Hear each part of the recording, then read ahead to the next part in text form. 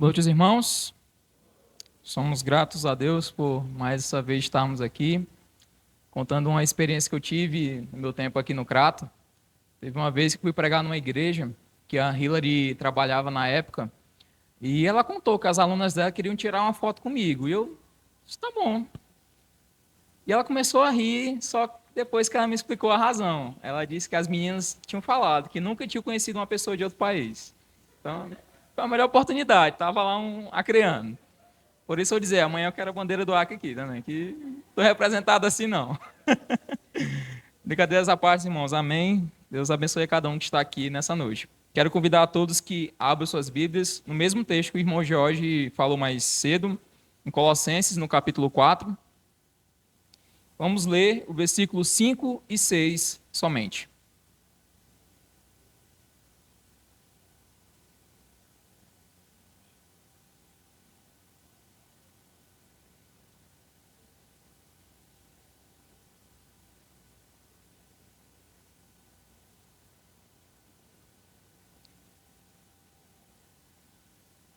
Colossenses 4, versos 5 e 6, diz o seguinte, a palavra do nosso Deus.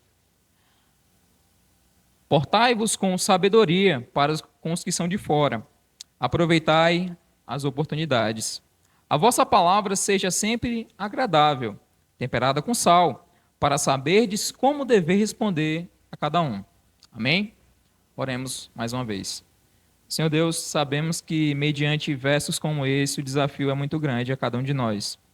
Por isso que eu te rogo misericórdia nesse momento, que a tua boa mão, teu Espírito possa estar nos demonstrando aquilo que a tua palavra quer dizer, que ele possa estar nos convencendo sobre a ação que nós devemos a cada dia estar realizando, segundo a tua boa vontade. Te rogo misericórdia por todos os dias, que nós possamos ter esses princípios colocados aqui na tua palavra, sempre vivos em nossas vidas. Se eu posso estar me usando, a mim tão pequeno, tão falho, tão pecador, mas são esses que o Senhor usa, e eu sou grato por isso. Em nome do Filho de Jesus que eu te peço e agradeço por tudo. Amém. Então, irmãos, baseado na temática da nossa conferência, uma igreja que multiplica, a minha temática é multiplicando ao nosso redor. Multiplicando ao nosso redor. Antigamente, irmãos, quando você perdia um programa de TV, ou talvez aquele jogo de futebol que você tanto queria assistir, era muito difícil ter a chance, outra vez, de assistir. Eu lembro que os jogos da Copa do Mundo de 2002, o meu pai conseguiu gravar todos no videocassete. Aqueles que eram muito motivados, queriam tanto assistir aquele programa, aquele jogo, poderiam fazer dessa forma. Poderiam muito bem colocar para gravar a partir do videocassete. No entanto, algumas vezes, se a luz caísse, se acontecesse algum problema na luz mesmo, poderia acontecer que a gravação que foi feita não ficasse tão boa. Eu lembro que de uma dessas que o pai gravou um programa que eu queria assistir, um filme, quando estava chegando na melhor parte do filme, deu ruim. Não pegou a cena, cortou quase uns 10 minutos de filme e eu não entendi o que tinha acontecido ao final de contas. E também, irmãos, algumas outras informações que nós tanto queríamos ter antigamente, era muito mais difícil de você conseguir como hoje. Pegue essa mesma analogia e aplique a um rádio. Talvez estivesse naquela informação que você tanto queria para a sua semana, há uns tempos atrás, só que a pilha do rádio acabou. Você perdeu, mais uma vez, a informação. Talvez nós podemos pensar em livros de autores que querem passar a sua ideia adiante. Eles querem que tudo aquilo que ele já pensou um dia seja lembrado para todo sempre. Mas, irmãos, quantas pessoas escreveram bons livros há muito tempo atrás, seus livros caíram no mofo, a traça do livro, e tantos mais que a sua civilização foi totalmente destruída. E talvez aquele tanto esforço que ele fez, nós nunca vamos saber o que ele escreveu. Só que, no entanto, a gente vive hoje numa outra época, não é? Temos agora muitas informações. Hoje em dia eu não tenho mais medo nenhum de acontecer a mesma coisa. O filme que eu perdi, eu posso muito bem assistir, até mesmo no YouTube. Posso ter alguma outra forma de ver aquela cena que eu perdi há um tempo atrás. Dificilmente hoje alguma coisa, alguma informação, algum programa que você quer assistir é perdido. Porém, eu não sei se já aconteceu com vocês alguma vez. Geralmente você está no Instagram vendo um vídeo, só que sem querer você aperta para atualizar. Aquele vídeo, já aconteceu contigo, né, Tamires? Aquele vídeo que você queria assistir, ou pelo menos saber qual era a página que postou, sumiu. Você nunca mais vai ver ele. Nós estamos numa nova era hoje, a era da informação. Só que ainda assim, nessa era da informação, algumas coisas podem ser perdidas. Irmãos, pensando nisso, baseado nesse texto, há algumas oportunidades que a gente não pode apertar em atualizar e deixar se perder. Há algumas oportunidades que você não pode, de forma nenhuma, deixar passar. Eu queria, baseado nesse texto, deixar uma ideia com os irmãos essa noite, que vocês possam a cada dia colocar isso em prática nas suas vidas. Devemos aproveitar as oportunidades de multiplicar. Nós devemos, com afinco, como o irmão Jorge bem colocou, ter mesmo essa vontade, esse desejo, com toda a sua força, de aproveitar essas oportunidades que Deus nos propõe até nós. E essa ideia pode ser trabalhada a partir de duas formas no texto. Você pode aproveitar as oportunidades vivendo com sabedoria. Versículo 5 diz o seguinte: portai-vos com sabedoria com os que são de fora, aproveitai as oportunidades. Fazendo um breve panorama, irmãos, aqui do livro de Colossenses, da cidade de Colossos, ela era uma importante rota comercial por muito tempo. E atualmente, hoje, ela faz parte do território da Turquia.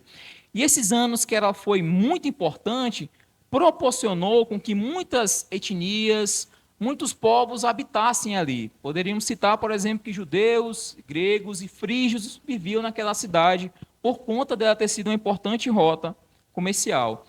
E esses muitos povos, de igual modo, também têm muitas formas de pensar. Cada um deveria ter o seu Deus, a sua forma de como agir, sua forma de comportar. E dentro dessa carta, no capítulo 1 e o capítulo 2, Paulo se ocupa em exortar os irmãos de Colossos a saberem como lidar com as coisas que não são boas, que faziam parte da cultura desses povos.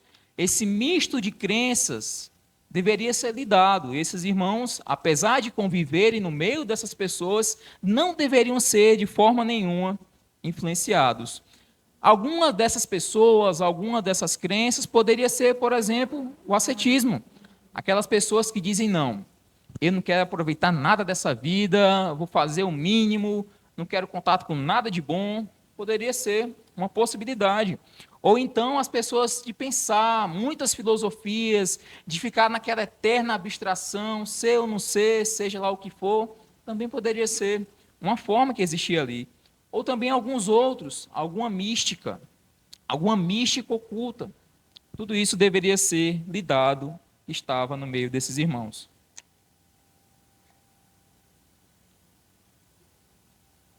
Isso chegou a tal ponto que Paulo, mesmo estando encarcerado, foi procurado por Epáfras.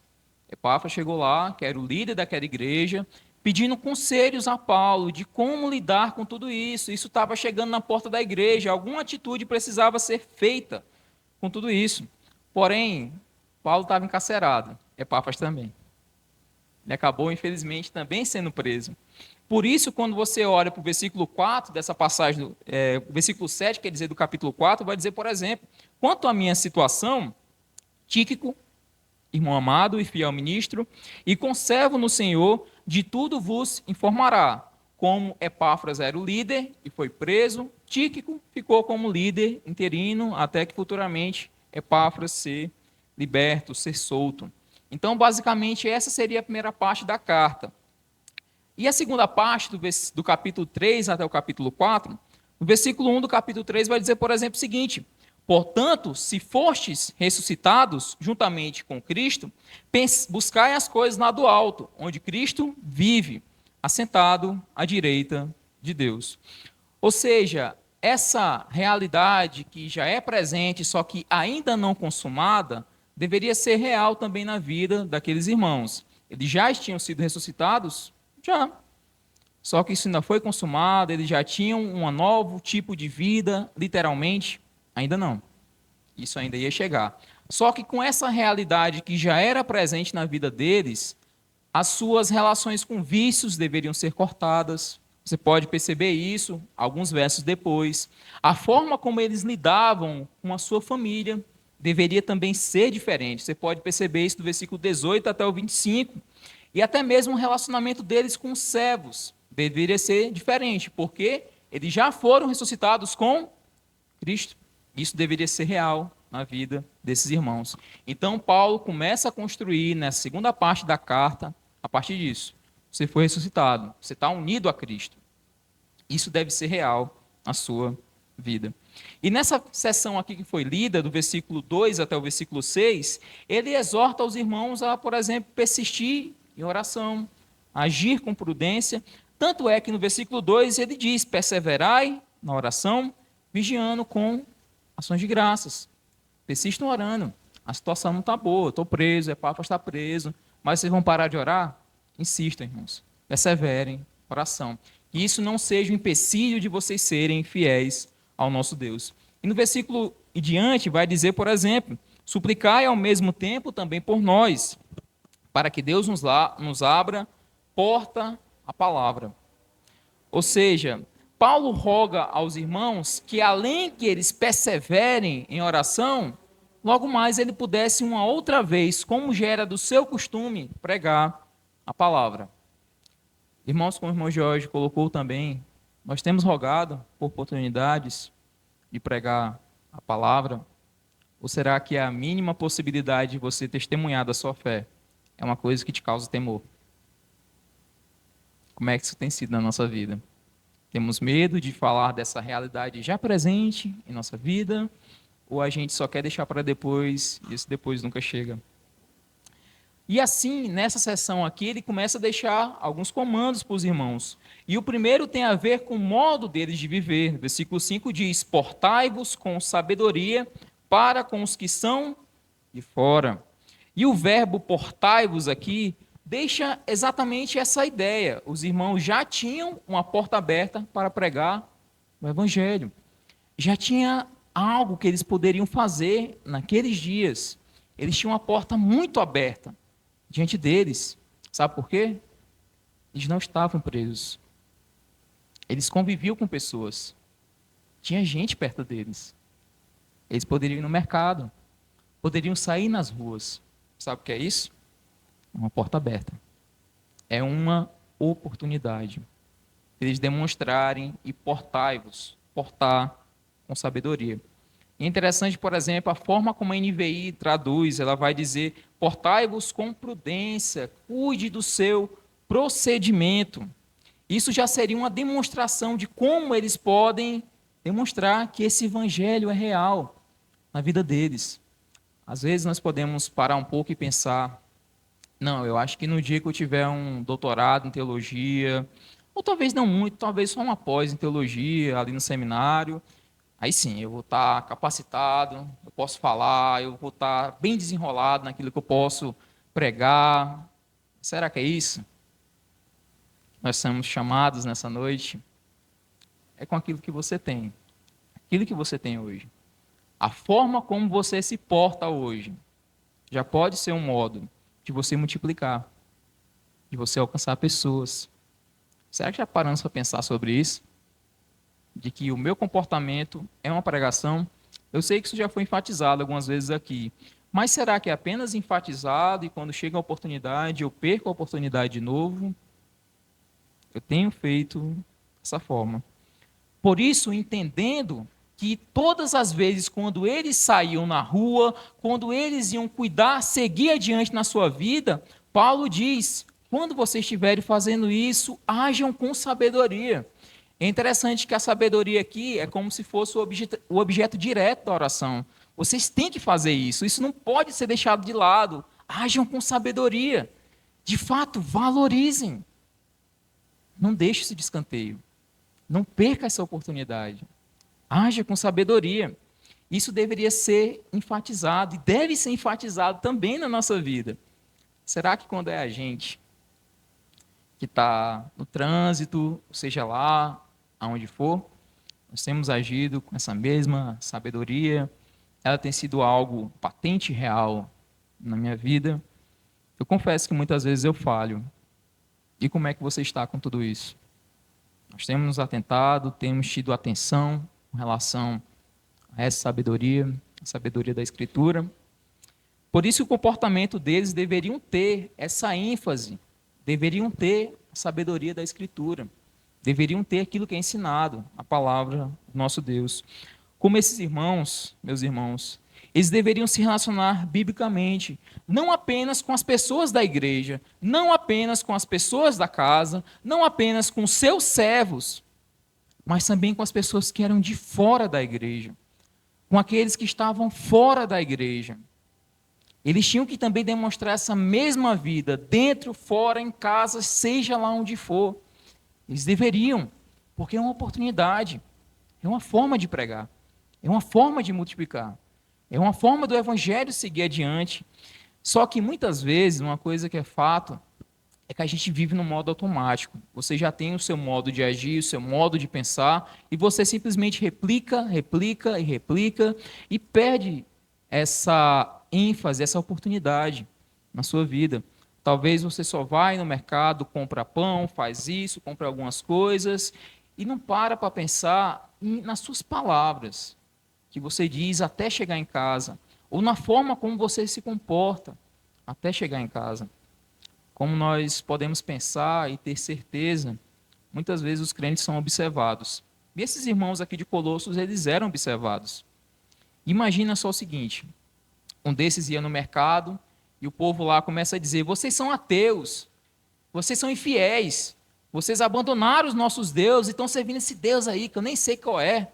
Como aparece lá em Atos 17, o Deus desconhecido, um Deus que não importa.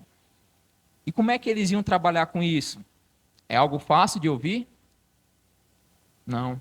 Nosso Deus está sendo zombado. Se você é uma pessoa que é fiel a Deus, isso tem que te machucar de fato. Mas como é que você vai se comportar a partir disso? Como é que você vai agir depois de ter escutado algo desse tipo? Imagine aqui na nossa própria região, como é que era antigamente. Muitas vezes, estudando sobre a história dos batistas, ano passado, eu escutei que as pessoas que eram batistas regulares sofriam muita perseguição há uns anos atrás. E como é que esses irmãos agiam mediante a perseguição, que também não era fácil? Será que eles viam que a perseguição também era uma oportunidade de demonstrar o caráter de Cristo, de demonstrar essa realidade já presente nas suas vidas? Douglas Moo deixa um comentário, eu achei bem pertinente. Ele diz o seguinte: os cristãos colossenses, embora resistindo ao tipo errado de influência externa, ou seja, as pessoas que estavam ao redor deles, ainda assim precisavam permanecer engajados com seus conterrâneos, porque afinal de contas, eles eram crentes? Sim, só que eles ainda estavam aqui na terra. Então o que é que tinham que fazer? Tinha que engajar, tinha que pregar o evangelho, tinha que ter contato, eles não podiam se isolar. Quem fez isso foi a comunidade Qumran, não foi, meninas? Lembram? Lembram? Muito bem. Eles se esconderam. Só que os evangélicos, os cristãos, os crentes do Novo Testamento, eles não fazem isso, eles não se escondem. Eles estão no meio de pessoas. Eles estão pregando a pessoas. Eles não são chamados a se esconder, mas são chamados a se engajar. É isso que eles devem fazer. E a partir disso, como Douglas Moo fala, tentá-lo, ganhá-los para Cristo. Você está no mundo, esses irmãos estavam no mundo, viam oportunidades, sabiam que o seu comportamento poderia influenciar, e eles entendem: é a minha chance, é a minha vez, é a minha hora. Eu vou deixar Cristo brilhar na minha vida. Eu vou deixar que Ele apareça na minha vida. Eu vou demonstrar que Ele é real na minha vida. Oportunidade bem aproveitada. Portar com sabedoria, andou com sabedoria. Essa é a ideia. Só que aquilo que o texto quer nos deixar é que essas duas atitudes, elas não são separadas. Você pode notar aí: portai-vos com sabedoria e aproveitai as oportunidades. A gente, assim, no primeiro momento, pode entender que essas duas coisas são coisas tipo separadas. Já que não está no mesmo lugar, tem um ponto e vírgula separando, então você pode portar um dia sim, outro não, pode aproveitar uma oportunidade, dia sim, outro não, só que não é isso. É simultâneo. Todas as vezes que você toma uma atitude, é uma oportunidade que você pode ou não aproveitar. É simultâneo isso. Se você não age como crente, você falhou. Nós perdemos uma chance de mostrar o nosso Deus. Por isso que eu não posso escolher quando eu vou me importar com sabedoria. Eu não posso escolher quando eu vou aproveitar. É todo dia, é toda hora, todo momento que eu devo fazer. Eu devo ter esse tipo de atos. Nós podemos também pensar que não, que são meus atos extraordinários. Seria quando eu falo bonito, quando eu faço alguma coisa grande, talvez quando eu escrevo um texto magnífico no Instagram. É aí que eu vou, de fato, convencer as pessoas. Também. Mas, sendo bem específico, talvez até quando você bate o pé na parede, o dedo na parede, dói muito. A reação que você tem com isso. Se tiver um descrente perto, ele vai ficar observando. O que ele vai falar? Só que olhando, será que ele vai falar alguma coisa feia? Pessoas podem esperar. Pode ficar só esperando, que nem fosse Satanás mesmo, dizendo, vamos ver o crente cair. Se agir dessa forma. Uma outra oportunidade que foi perdida. Esse texto aqui do versículo 5, ele casa muito bem com Efésios 5,16, que diz o seguinte, remindo o tempo, porque os dias são maus. Nós vivemos dias maus, irmãos.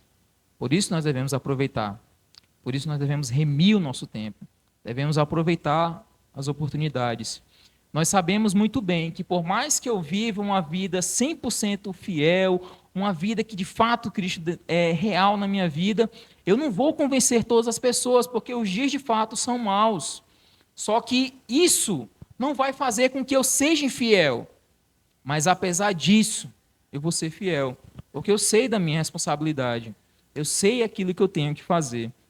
E é interessante que no contexto lá de Efésios, nós podemos ver que aqueles irmãos são advertidos a não ser nécios, ser pessoas insensatas, pessoas que não sabem o que fazem, mas agir como pessoas sábias.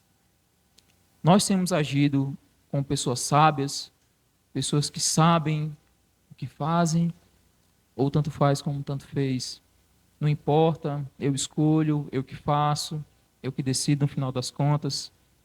Tem sido dessa forma a minha vida. Nós necessitamos, irmãos, a cada dia, ver que essa realidade de Cristo em nós deve ser real a cada um. Muitas vezes as pessoas podem achar que é como se fosse um crente secreto. Estou na igreja, sou crente. Saio da igreja, deixei de ser crente. Não é assim. Você não pode estar unido a Cristo e simplesmente deixar estar separado com Ele uma outra vez. Não é dessa forma. Se você tem esse tipo de pensamento na sua mente, tem alguma coisa errada. E corte ele enquanto é tempo. Senão você pode receber uma surpresa no futuro. De viver uma ilusão, pensando que está com Cristo mesmo, só que na verdade não está. Porque essa união é real. Há atitudes que demonstram ela. Mas se nós desejamos multiplicar e ser vetores dessa multiplicação, é necessário reconhecer que o mundo é um campo a ser semeado. Você pode notar, por exemplo, que durante as parábolas de Jesus, ele sempre vai dizer que o campo é o mundo. E tem muito campo para a gente semear. Tem muita chance a aproveitar. O que nós temos feito com isso? Como eu disse anteriormente, será que eu penso que o meu campo é só na igreja? Não é. É mais vasto. Tem mais coisas.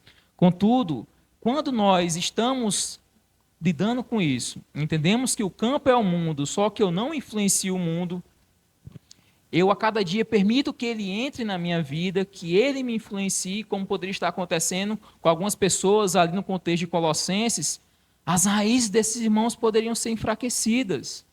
E quando pensar que não, eles voltam atrás, voltam para os velhos deuses deles. E não sabem o quanto que perderam no final das contas. Por isso, irmão, sempre quando eu lembro que eu devo viver com sabedoria, que eu devo me portar com sabedoria, pense no seguinte: todas as vezes que você se porta com sabedoria, você está aproveitando a oportunidade que Deus te proporcionou. Mas quando nós não agimos assim, foi uma chance perdida e uma chance que não volta. O vídeo atualizou, se perdeu, nunca mais eu vou ver ele. Eu lembro muito bem de uma história de um pastor que ele contou uma vez de que aconteceu um acidente perto da casa dele e essa pessoa ficou muito debilitada do acidente, correndo risco de morte. E ele foi, na época, colocou esse homem dentro do carro dele, levou para o hospital. Só que durante o caminho, na pressa de chegar logo no hospital, ele não pregou o evangelho a essa pessoa. Ele não aproveitou aquele momento para falar de Deus.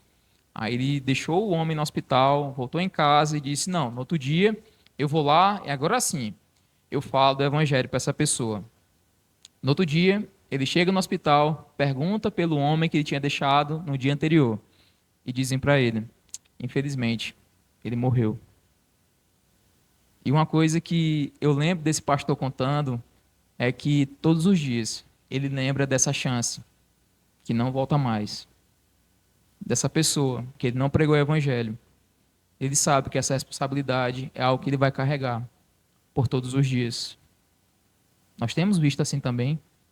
Quando nós perdemos essa chance, quando a gente vive de qualquer forma, entendemos o peso que as nossas atitudes podem ter de condenar ou de salvar uma pessoa. Por isso que não apenas agir, ele agiu certo, agiu, só que faltou ele falar. Então, além de nós falarmos, quer dizer, vivermos com sabedoria, conforme o versículo 5, nós também devemos falar de modo agradável. O verso 6 diz o seguinte: a vossa palavra seja sempre agradável, temperada com sal, para saberdes como deveis responder a cada um. É interessante que no final desse verso vai dizer para saberdes como responder a cada um.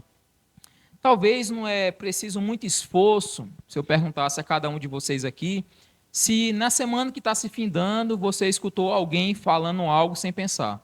Já aconteceu com alguns irmãos aqui na semana.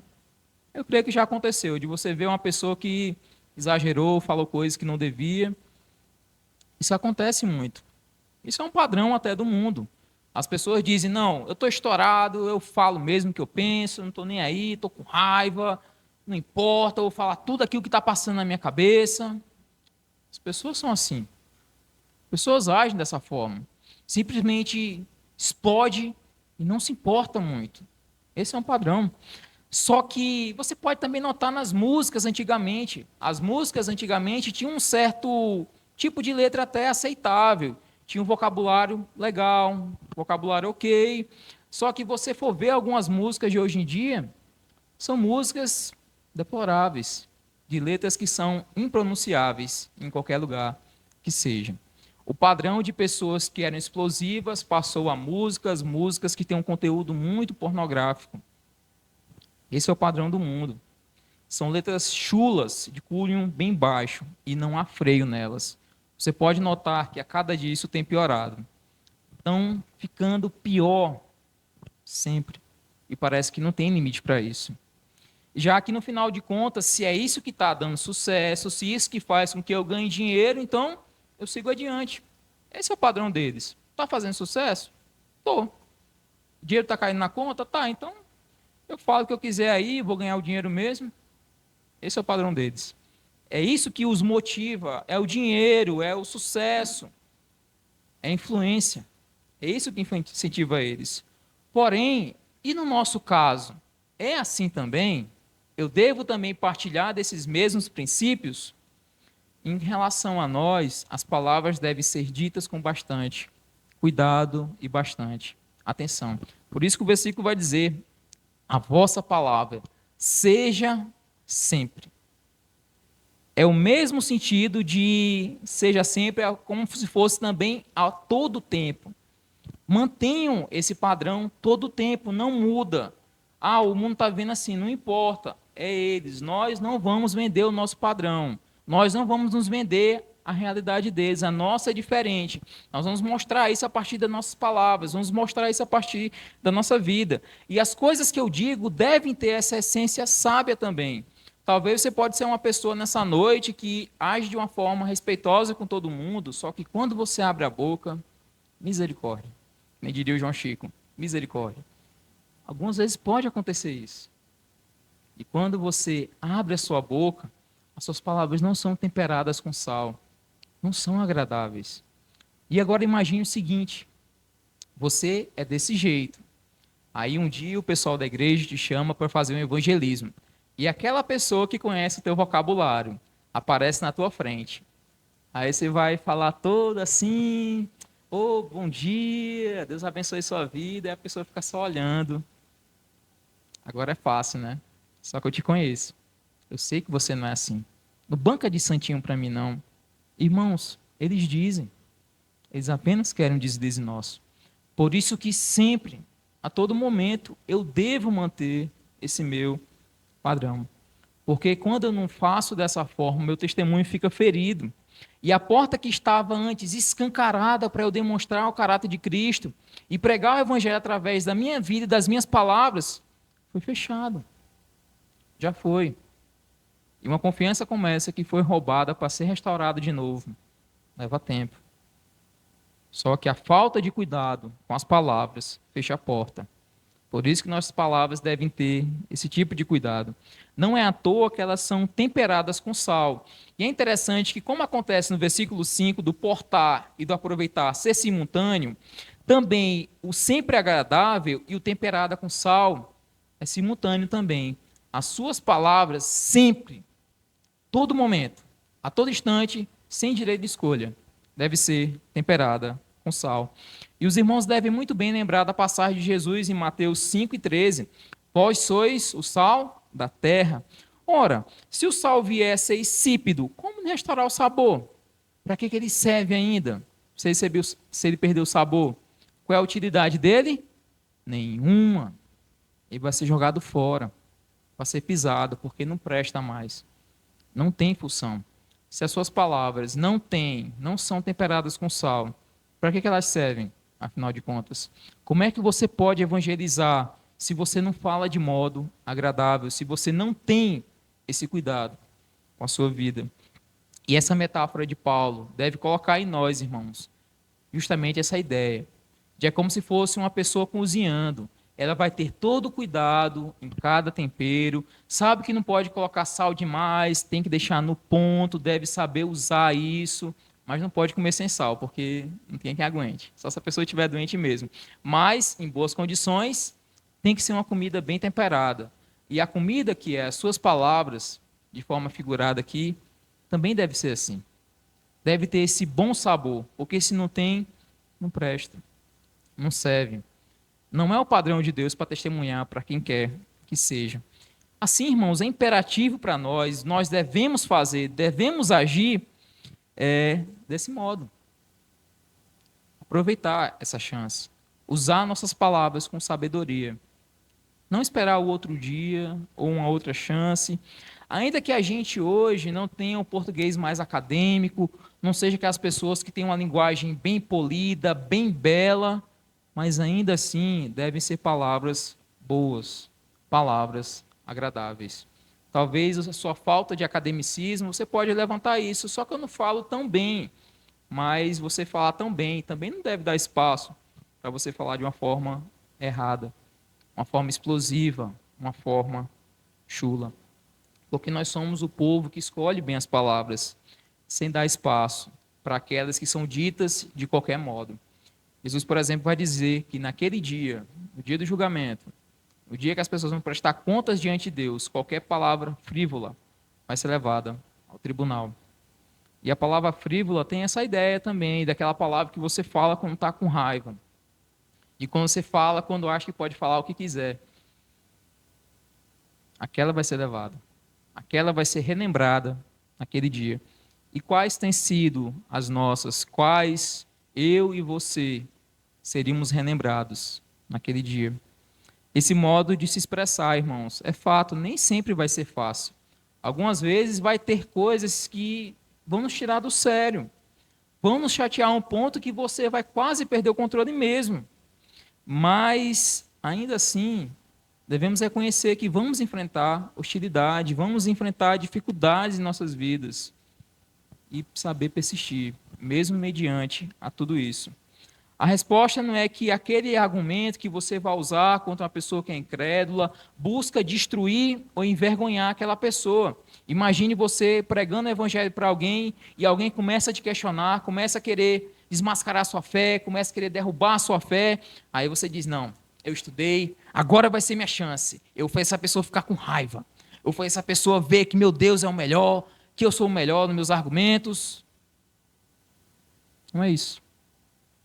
Nós não pregamos o evangelho para querer ser melhor que ninguém ou para querer destruir quem quer que seja, mas para que aquela pessoa reconheça o vazio, reconheça a escuridão que ela está habitando naquele momento.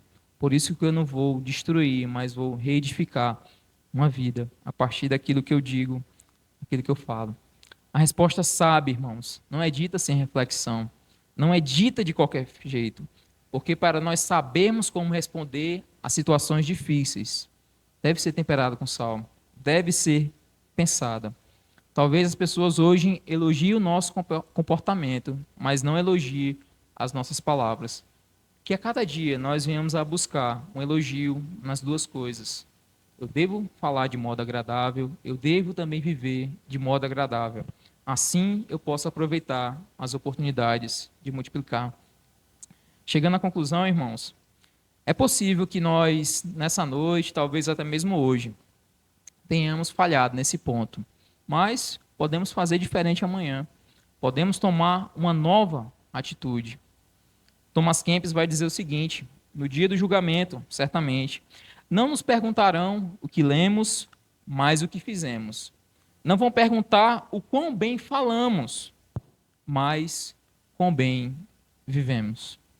Você hoje reconhece que você está vivendo bem, a ponto das pessoas verem que você é um crente, e a sua vida é uma influência na sociedade, ou você acha que está vivendo mal? Se desejamos multiplicar, irmãos, Cristo deve ser algo autêntico na minha vida. Amém? Que Deus abençoe a cada um. Pastor?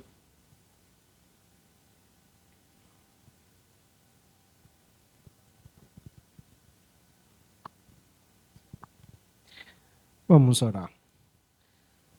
Ó Deus, nós queremos pedir que no processo de multiplicação, o Senhor nos conceda a graça de aproveitarmos as oportunidades por um viver sábio e também por um falar temperado. Que o Senhor nos dê a iluminação do Teu Espírito Santo para isto e que o Senhor nos ajude, ó Deus, a sermos vetores, a sermos agentes deste processo de multiplicação que o Senhor almeja para a Tua igreja. Nós oramos em nome de Jesus. Amém. Após uma oração silenciosa, o pós-lúdio, está encerrado esse culto. Daremos continuidade amanhã, pela manhã, se Deus assim nos permitir.